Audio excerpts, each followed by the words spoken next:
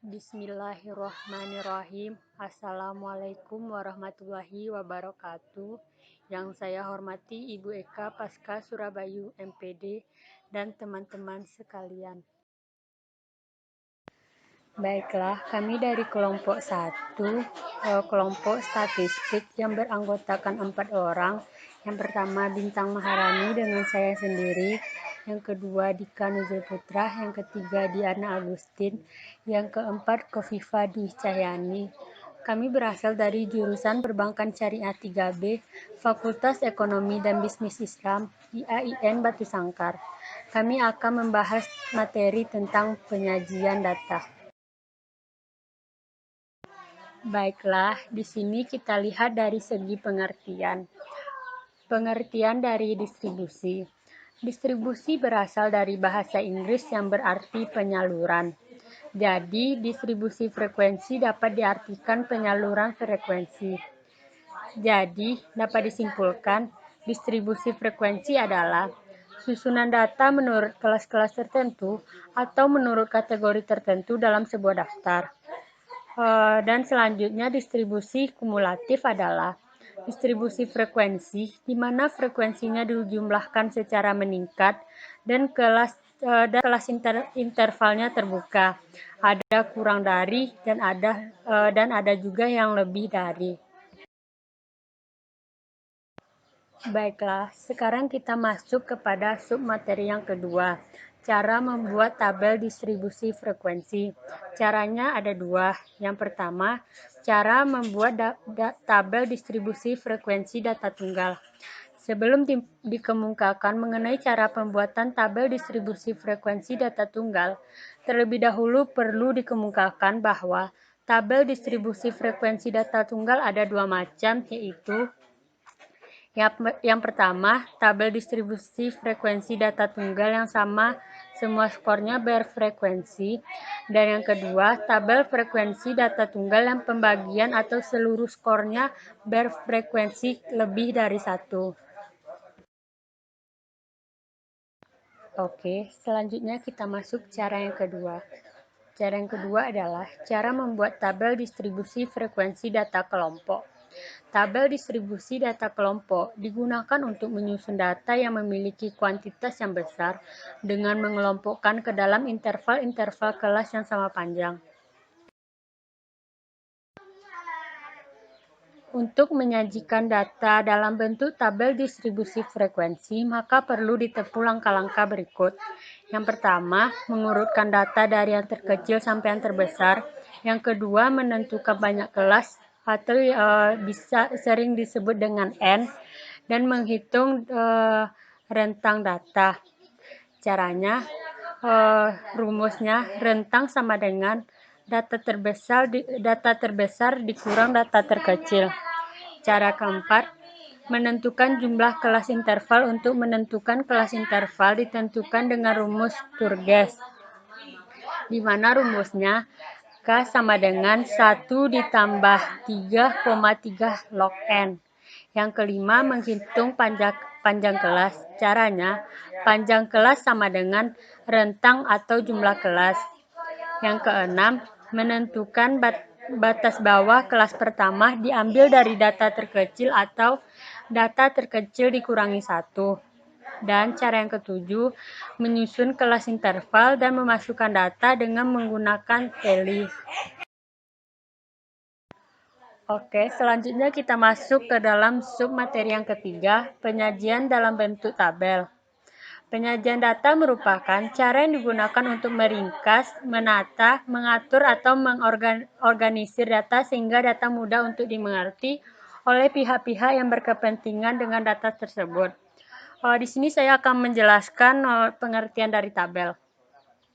Tabel merupakan kumpulan angka-angka yang tersusun berdasarkan kategori-kategori atau karakteristik tertentu sehingga mudah untuk dianalisis. Data yang disajikan dalam tabel bisa berbentuk data time series. Secara umum, penyusunan tabel memerlukan yang pertama, identitas judul tabel, yang kedua, judul baris, yang ketiga, judul kolom, yang keempat, badan tabel, catatan, dan yang terakhir, sumber data.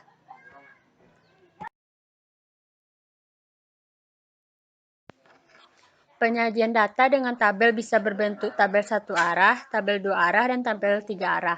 Baiklah, saya akan menjelaskan tabel satu arah. Kita lihat dari segi pengertian, tabel satu arah adalah tabel yang hanya terdiri dari satu karakteristik atau satu kategori. Misalnya, yang pertama, jumlah penjualan menurut jenis barang, yang kedua, jumlah pengangguran menurut daerah, yang ketiga, jumlah modal asing menurut sektor ekonomi. Teman-teman bisa lihat data yang sudah saya buat. Oke, kita masuk ke tabel dua arah. Dilihat dari segi pengertian, tabel dua arah adalah tabel yang terdiri dari dua karakteristik atau dua kategori. Misalnya, jumlah penjualan menurut jenis barang dan daerah penjualan. Yang kedua, jumlah penanaman modal asing menurut sektor ekonomi dan lokasi investasi. Yang ketiga, jumlah impor menurut jenis barang dan negara. Di sini teman-teman bisa lihat contoh yang telah saya buat di dalam PowerPoint. Oke, kita masuk ke tabel yang terakhir, tabel tiga arah. Tabel tiga arah menunjukkan tiga karakteristik atau kategori data seperti yang pertama, jumlah investasi menurut jenis usaha yang ada, negara asal, dan lokasi investasi. Yang kedua, jumlah produksi menurut jam kerja atau shift, jenis mesin, dan kualitas barangnya. Oke, selanjutnya kita masuk ke dalam submateri yang keempat, penyajian data dalam bentuk grafik.